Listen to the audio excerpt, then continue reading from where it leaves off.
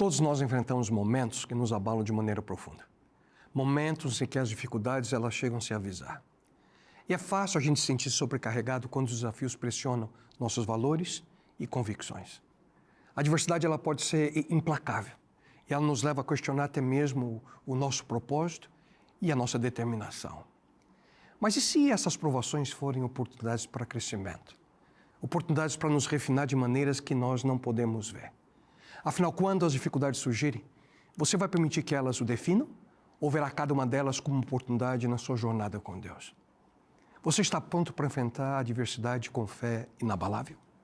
A maior escolha: não se surpreenda com a adversidade. Esse é o título da mensagem de hoje. E agora começa mais um programa Viva aqui na TV Novo Tempo. Não vá embora. Ele hoje deseja ter uma experiência real com você.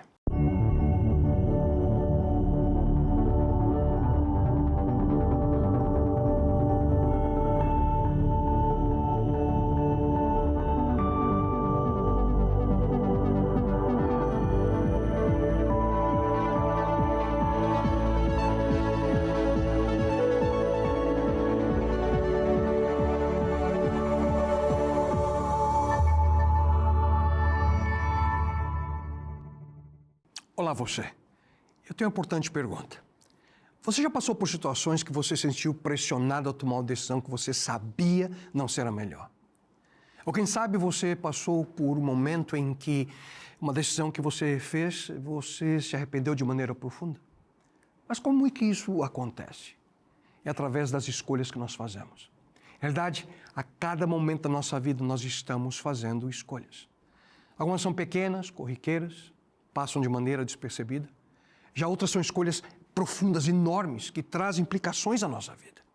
Mas afinal, como fazer escolhas corretas, mesmo diante das pressões e provações que sempre surgem em nosso caminho? E assim estamos prontos para a maior de todas elas? Me permita contar para vocês nesse momento uma história para ilustrar. Houve um momento da história do antigo povo de Israel que os valores que eles tinham para a sua vida estavam completamente de cabeça para baixo. O profeta Isaías os advertia afirmando que se eles continuassem nesse caminho, o caos chegaria a eles. Acompanhe comigo o relato. Ai dos que chamam de mal aquilo que é bom e que chamam de bom aquilo que é mal. Que fazem a luz virar escuridão e a escuridão virar luz. Que fazem o amargo ficar doce e o que é doce ficar amargo. Isso aconteceu por volta do ano 700 a.C. Mas quais eram os problemas? Imoralidade sexual, injustiça social, idolatria. Então, você vê alguma similaridade com os nossos dias? Mas durante aquele período havia um grupo especial de pessoas que eram usadas por Deus para advertir a nação de Israel. A profissão deles? Profetas. Algo nada fácil para aqueles dias. Por um período de quase 200 anos, Deus enviava seus mensageiros advertindo sobre as consequências das escolhas erradas que eles faziam. Além de Isaías, o nome de outro deles foi Jeremias, um outro se chamava Ezequiel, um outro Sofonias, Miqueias, Joel, Abacuque. E finalmente o momento da tragédia infelizmente chegou. Momento que eles escolheriam as consequências das suas escolhas.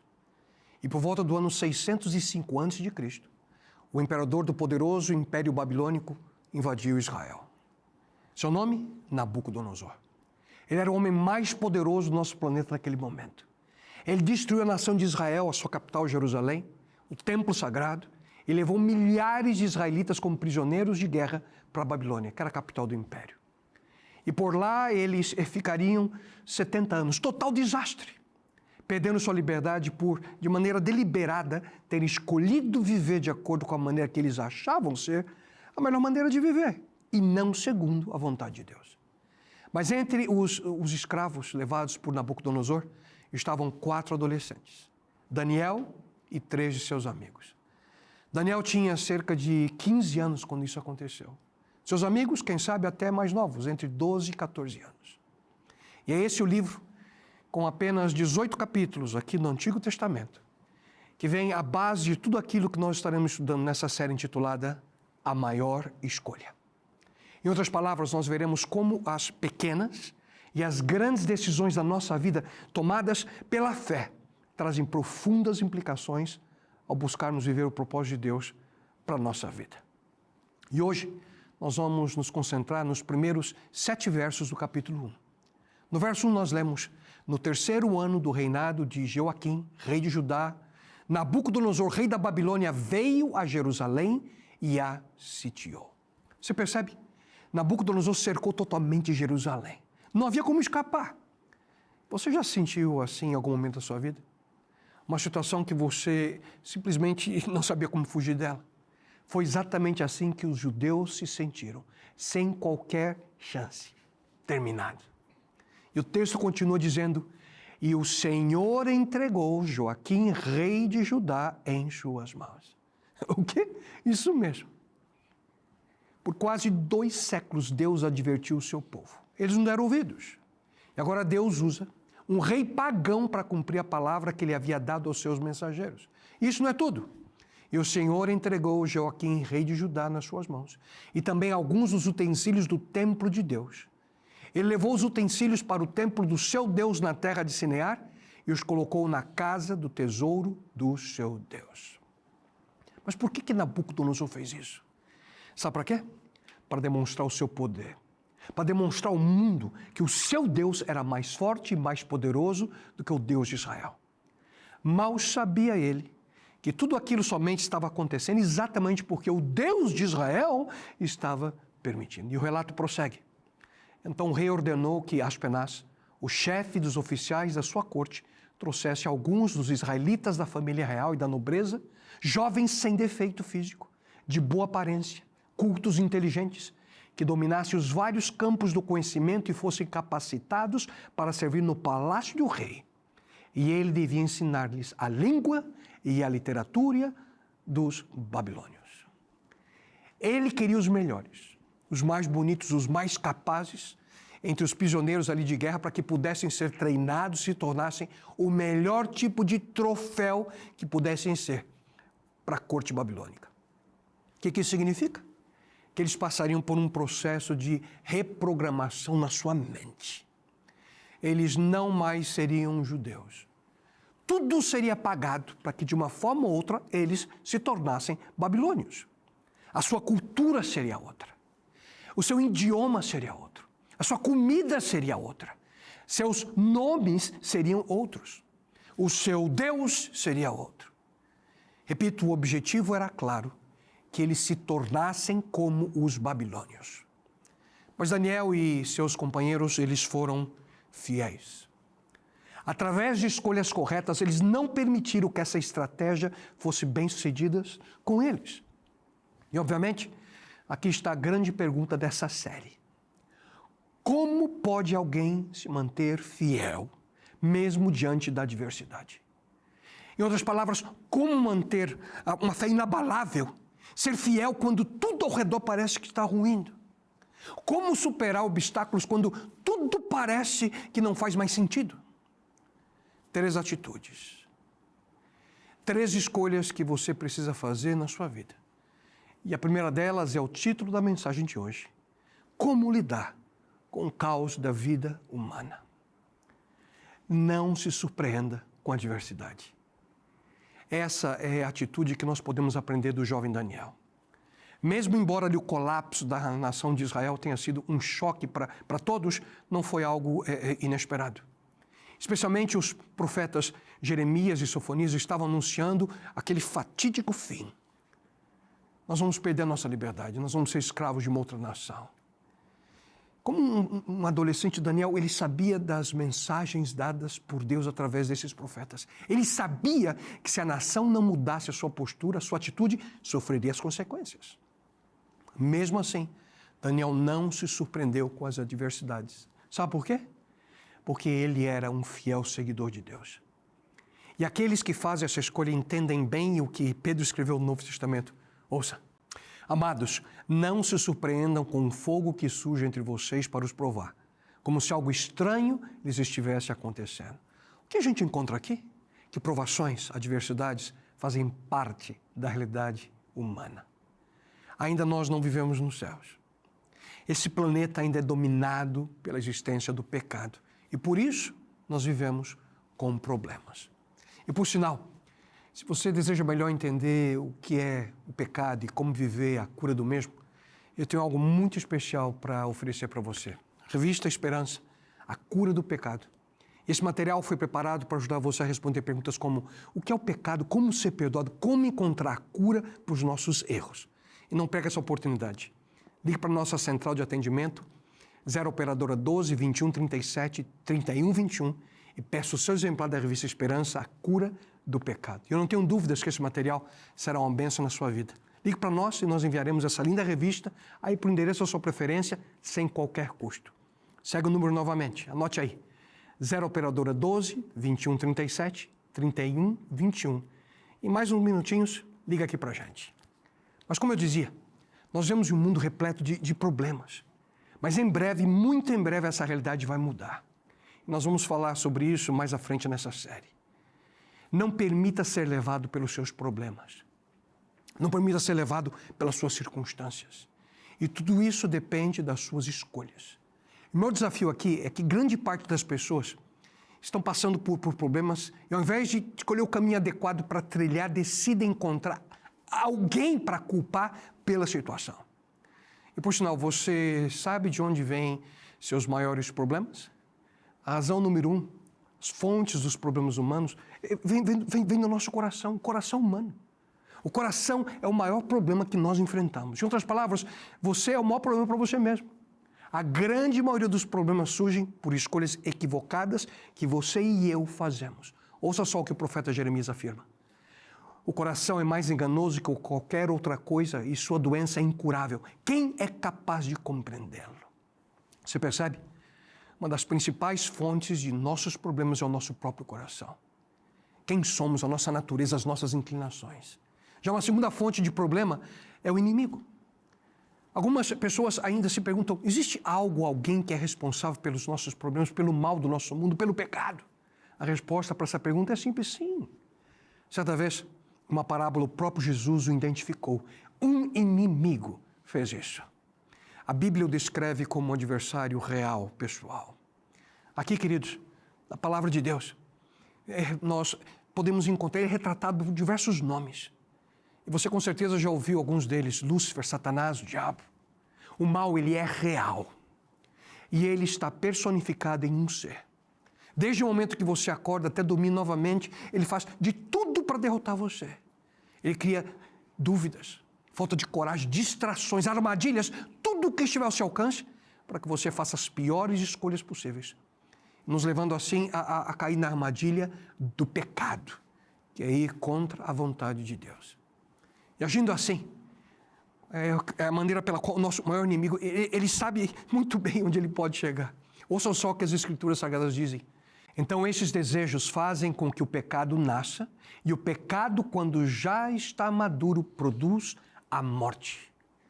Que eles não se deixem enganar. Ele só deseja uma coisa, nos destruir de maneira completa. E não se esqueçam, ele existe e ele quer nos destruir. Mas há mais uma fonte de problemas na nossa vida. Essa razão é um pouco diferente das anteriores. É o Criador. Isso mesmo, Deus. E você pode estar pensando, o quê? Preste muita atenção antes de tirar qualquer conclusão. Alguns dos problemas e dificuldades que você hoje enfrenta vêm dessa realidade, de que Deus ele permite situações na sua vida para acordar você. Deus permite situações na sua vida com um único propósito, transformar e salvar você. E como é que nós podemos ter certeza disso? Foi exatamente isso que ele fez com o seu povo durante o cativeiro babilônico. Você se lembra do que eu li no início da mensagem de hoje? Aquilo que nós encontramos ali no início do livro de Daniel? No 3º ano de Joaquim, como rei de Judá, o rei Nabucodonosor da Babilônia atacou Jerusalém e os seus soldados cercaram a cidade e Deus deixou que Nabucodonosor conquistasse a cidade e também que pegasse alguns objetos de valor que estavam no templo. Mas espera mais um pouquinho. Em realidade, não importa de onde vem o seu problema. Eles podem ser causados aí diretamente pelo inimigo, e ele usa o ambiente ao seu redor para isso, outras pessoas. Pode ser causados por você, ou podem ser situações causadas por situações adversas, permitidas em sua vida pelo próprio Deus. Não importa de onde vêm as suas adversidades. Deus tem o poder de usar cada uma delas para o bem na sua vida, se você confiar nele. E é por essa razão que o apóstolo Paulo categoricamente ele afirma: Deus age em todas as coisas para o bem daqueles que o amam. Onde que Deus age? Em algumas coisas? Em alguns aspectos da nossa vida? Não. Todas as coisas. Todos os aspectos da nossa existência. Cada um deles. Todos. E você pode estar se perguntando, cada uma delas?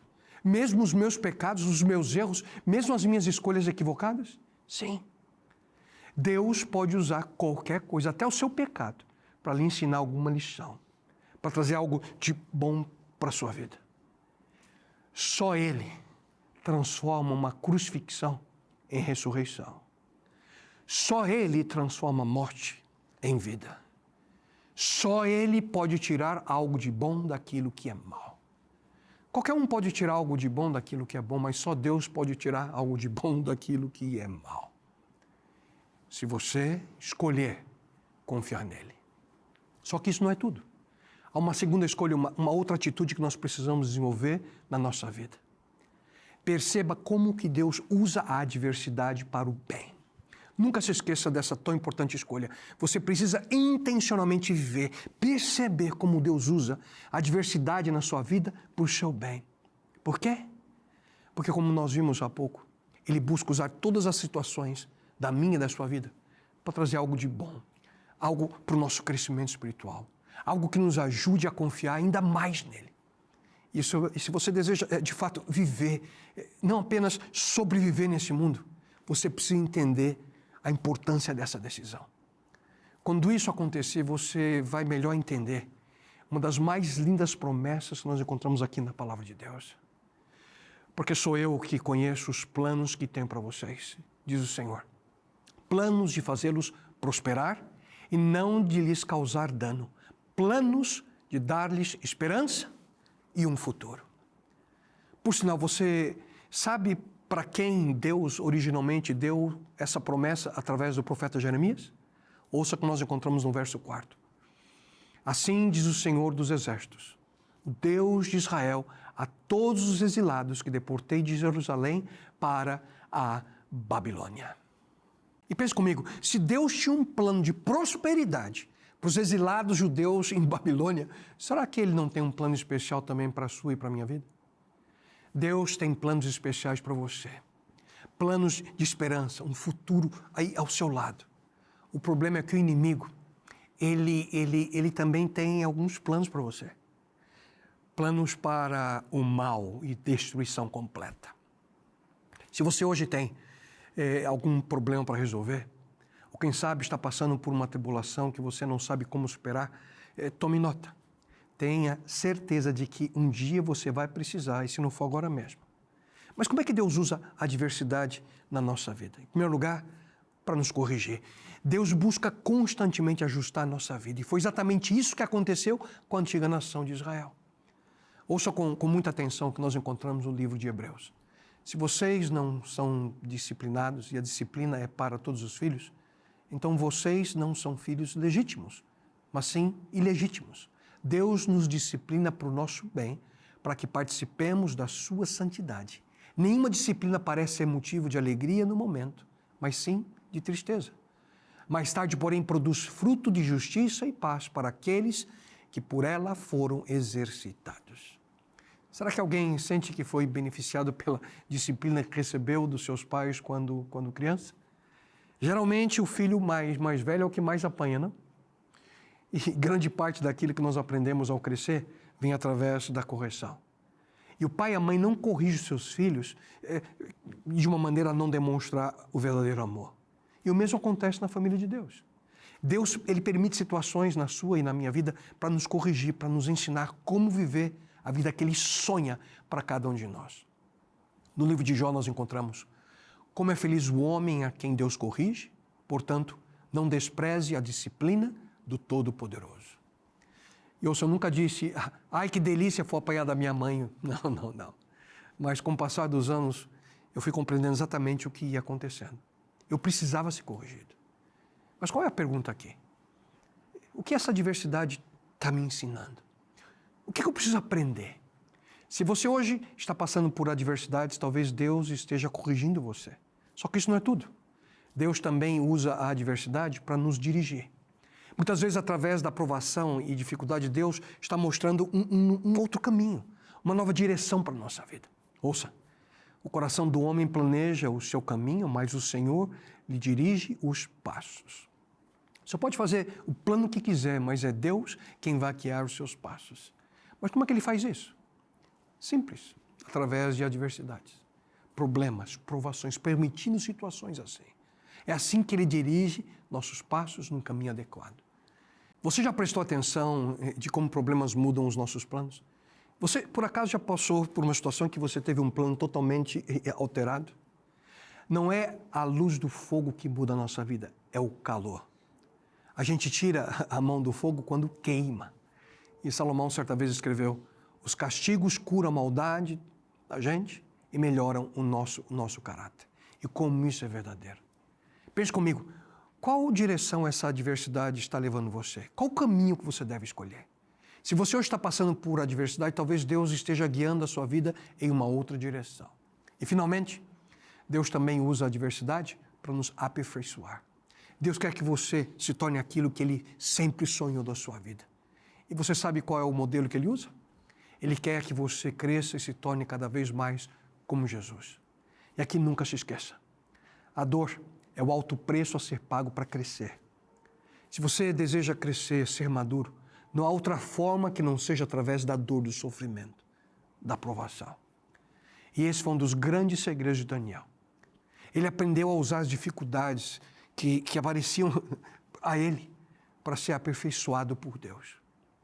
E aquele que faz e toma a mesma decisão, uma escolha como Daniel, todos estes serão recompensados. Ouçam, o Deus de toda graça, que os chamou para a sua glória eterna em Cristo Jesus, depois de terem sofrido por pouco tempo, os restaurará, os confirmará, os fortalecerá e os porá sobre firmes fundamentos. O objetivo de Deus? Restaurar a sua vida, fortalecer a sua alma, aperfeiçoar o seu caráter. Por quê? Porque você não vai levar seu carro, a sua casa, suas roupas, seu dinheiro, sua aposentadoria para o céu, não. A única coisa que você vai levar é o seu caráter. E é por essa razão que Deus não tem interesse em fazer com que você tenha uma vida mais fácil nesse planeta. O real interesse dele é que você tenha um caráter inabalável, que sempre o leve a fazer a escolha ideal, a escolha de ser fiel. Mas qual é a pergunta aqui? Como é que eu posso crescer diante desse problema? Se você hoje está passando por adversidades, talvez Deus esteja aperfeiçoando o seu caráter para algo muito maior do que aquilo que você imagina. E para concluir, a terceira e última escolha, a atitude que você e eu precisamos desenvolver é confiar em Deus mesmo quando você não entende. E o que fazer quando você está diante de uma adversidade e você não vê como que essa situação de correção, você não vê como sendo algo que vai dirigir sua vida, você não consegue ver o aperfeiçoamento ou a proteção. O que fazer quando você não enxerga nada disso? Confia em Deus, mesmo quando você não vê. Mesmo quando você não tem todas as respostas. Mesmo quando você não entende. Deus sempre tem um plano melhor para a sua vida. Se é o Senhor quem dirige os nossos passos, como podemos entender a nossa vida? Tentar entender, queridos, os caminhos de Deus é algo simplesmente impossível para nós. E o que nos resta então a fazer? Apenas confiar. Por isso a Bíblia diz: confie no Senhor de todo o seu coração e não se apoie em seu próprio entendimento. Reconheça o Senhor em todos os seus caminhos e Ele endireitará as suas veredas. Portanto, nunca se esqueça. Confie plenamente em Deus, mesmo quando você não tem as respostas para todas as suas perguntas. A vida é repleta de escolhas. Cada uma delas tem um impacto profundo na nossa existência. Mas o que a gente pode aprender de tudo isso? A realidade é que o agregado dos seus problemas não é o seu problema. Tudo que você imagina serem as adversidades da sua vida, de fato, não são. A soma dos seus problemas não é o seu problema. O seu problema é como você escolhe reagir diante dos seus problemas. Porque se você responde de maneira a confiar em Deus, e você aprende a louvá-lo, quem sabe, e agradecer a Ele mesmo diante de circunstâncias que você não entenda. E quando você mantém a sua integridade, quando você mantém ali o seu caráter, você vai ser como Daniel.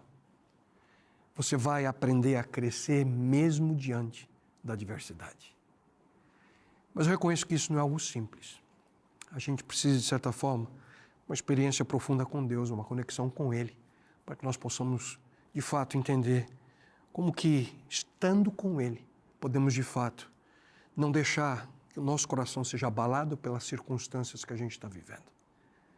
É a experiência de poder confiar mesmo quando a gente não entende, mesmo quando a gente não vê, mesmo quando a gente não enxerga.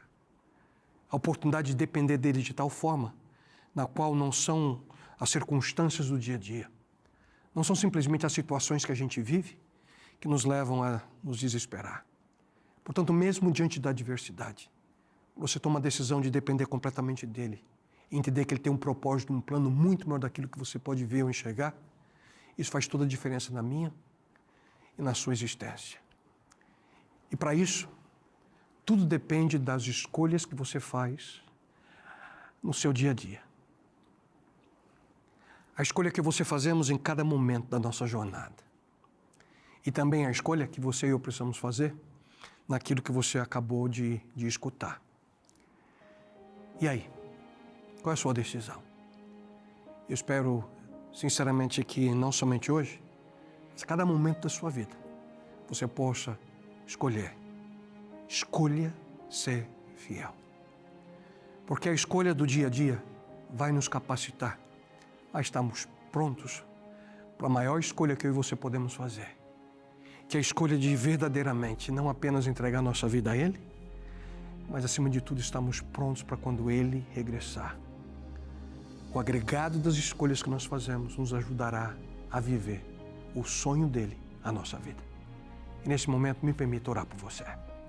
Pai eterno, somos gratos, Senhor, por esse momento em que, ao começar este estudo especial da vida de Daniel, podemos aprender, Senhor, a escolher no nosso dia a dia. Aprendendo, Senhor, a como ver de acordo com o Teu propósito, o Teu sonho a nossa vida. E, acima de tudo, Senhor, a nos ensinar como fazer escolhas apropriadas, decisões de acordo com a Tua vontade. Abençoe esse Teu filho, essa Tua filha nesse momento. E ajuda, Senhor, que possamos escolher a cada momento a escolha mais importante, sermos fiéis a Ti. E suplicamos em nome e pelo amor de Teu Filho, nosso Senhor e Salvador Jesus. Amém, Senhor. Olá, você. Ainda há tempo para você mandar uma mensagem para a gente no nosso WhatsApp, no número que está embaixo na tela, para que você possa solicitar a revista Esperança, a Cura do Pecado. E você também pode solicitar através do nosso website, novotempo.com/escola bíblica. Não perca essa oportunidade. Mande para a gente uma mensagem e nós vamos enviar de maneira gratuita no endereço de sua preferência. E que esse material seja uma bênção para você e para sua família. Escreve para a gente, estamos esperando.